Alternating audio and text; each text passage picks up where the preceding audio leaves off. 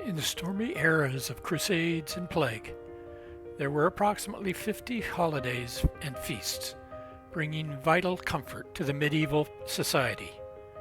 For monastic warriors known as the Knights Templar, sharing humble yet fortifying meals reminded battle-weary men of their higher purpose, protecting pilgrims and their faith across Europe and the Holy Land.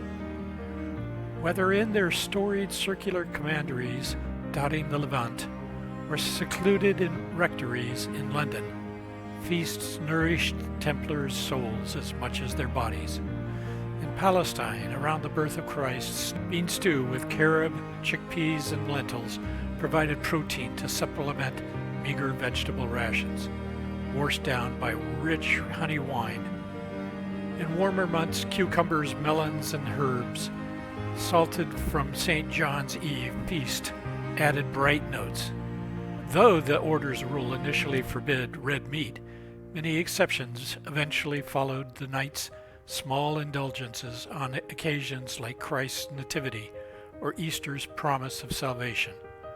Split roasted fowl and slow-cooked mutton stew, soaked up with trencher bread, made profound impact on men humbly sustained most days on rye, gruel, and rock-hard tack biscuits.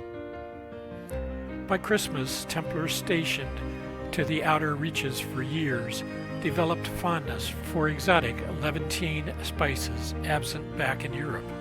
Cloves, cinnamon, and anise complementing traditional rosemary and sage in stuffings. Orange zest or pomegranate seeds marinating venison and goat brought festive aromas within the garrison walls to chase away Yuletide darkness. Pungent cheeses from goat and sheep milk honored Magi tradition as holy men themselves traveled across lands guided by flickering stars towards profound revelation. Candied nuts and dried fruits wrapped resplendent dates transported men from harsh crusader frontiers to memories of mothers' kitchens, now a distant lifetime away. Under austere field encampments regularly ambushed at any hour, secure cities like Jerusalem offered occasion for celebration behind fortified ramparts. One tale claims a St. Nicholas as jolly and round as later lore accompanied a band of pilgrims just before Christmas. Upon learning local children had no gifts or holiday cakes, this forerunner of legends to come secretly crept through the Damascus gate to leave apples, fragrant oranges, honey sweets on doorsteps to commemorate Christ's grace for innocent ones. When garrison duties allowed, knights might gather to sing Noel and feast on rosemary biscuits baked by the military monks. Seasonal clementines from nearby Jaffa filled bellies humming carols taught by elderly hospitalitors, well-versed in regional folk tunes.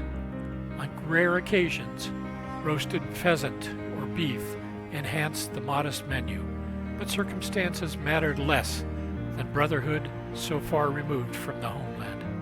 This communal fugue of pleasant distraction and spiritual purpose united strong men dedicated to their calling, however extreme daily rigors might stretch their bodies, nerves, or faith itself. Through centuries hence, modern secular upheaval underscores abiding power in shared love and humility, exemplified by these crusader warrior monks for whom swordplay and supplication were intertwined like finely wrought mail. Once Templar influence reached Europe, as reputations for valor and mystique grew, those of means dined on more lavish fare than the humble European outposts. In London quarters or Paris Temple Church, barrels from Bordeaux vineyards catered to dignitaries and potential political allies.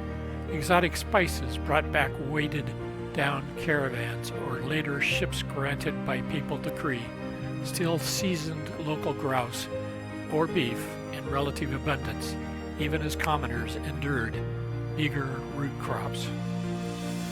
But on the Mediterranean, fish dominated tables, both sumptuous and rustic alike. cod braised under pressed cheese, with leeks reminding nights from misty British shires of childhood stews. Bronze North African sea bass, now baked with preserved lemon, echoed princely feasts of Outremer, recalling mighty walls of castles, still guarding weary pilgrims winding towards sacred sites. No location cherished the Feast of Fishes more than mercantile Venice, however. There, though the maze-like canalways, the Feast of the Seven Fishes marked Christmas Eve, where families gathered to feast on pasta, with anchovies garlic-kissed in the traditional manner. Thick rounds of rustic bread soaked up broth from mussels and clams, steamed open with Treviso, wine redolent of oak caskets and distant romance. Salt cod braised until flaked apart, then drizzled in golden olive oil, tied past generations to sailors leaving for mist-veiled horizons of glass factories bearing the fruits of Mediterranean sunshine and herbs for barren winter months to come. So through the ages, in daily mantle or dressed in their finest acknowledged holy days and seasons, with familiar feasts, however precarious the future. Whether in besieged fortress, desperate for relief, or lavish homes of patrons, paying respect in glittering ceremonies, mealtime delivered, substance both tangible and ethereal. Renewed fellowships and moments of feast supported their spirits during ever-encroaching chaos, while traveling on horseback or walls imbued men with collective spirit to trudge back into the breach. For these guardians of Pilgrim Road and hidden truth, long scorned in popular culture, feast days distilled noble purpose, unbroken despite faltering fortune, reminding warriors why celestial visions should ever eclipse earthly trials. There at groaning boards between military brothers, with heads bowed, lay of convent stronger than any mortal bonds. An annual breaking of bread, when banner, blood, and blade yet ensured continuity, however compromised and besieged. Though the Knights Templar eventually disappeared, celebratory feasts endured over 1,000 years, reinforcing communities tied through both joy and hardship. Simple or lavish, these meaningful meals provided subsistence and respite, allowing hosts to honor deities, seasons, milestones, and guests with symbolic offerings, uniting past generations to the present table. So raise a tankard this very eventide and long-belated tribute to unsung defenders, thriving through the ages. The Knight's humble sacrifice continue forth traditions we inherit today. Thank you for watching the introduction to this cookbook in the series. My question, would you like to try some of what's been covered here? Keep following for more from my series of cookbooks for the ages. I trust that you are enjoying the series, as it brings great joy to share my resources. Speaking of sharing, if you would like more content like this, click the link to my Patreon and buy me a cup of coffee. Contrary to popular belief, we are not paid through YouTube, and therefore depend on contributions from viewers like you. Be sure to leave a comment below. I would love to hear your thoughts. Right now, go and click the like button, and be sure to subscribe, as I have so many more other recipes from my walk through time just to share as we continue to answer the question, what the heck did they eat?